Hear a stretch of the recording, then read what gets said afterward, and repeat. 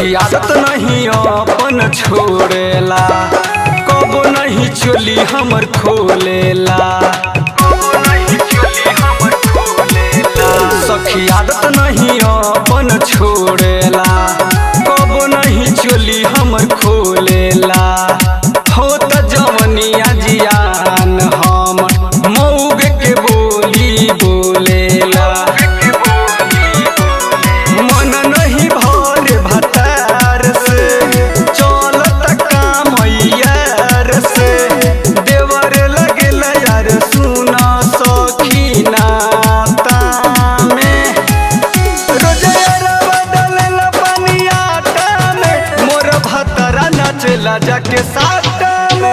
रोजगार बदलेला पनियाटा में, मोर भतरा नाचेला जाके साटा में।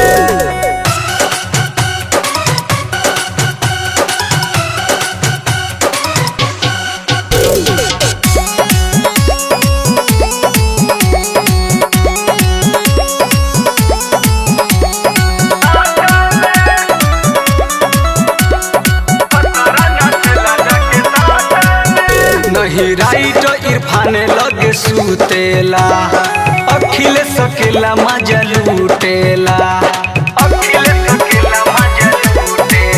नहीं राइट इरफान लगे सुतेला, अखिलेश सकेला मजा लूटेला। पवन वाला नवा जमिया जमीरवा के साथ नहीं छूटे।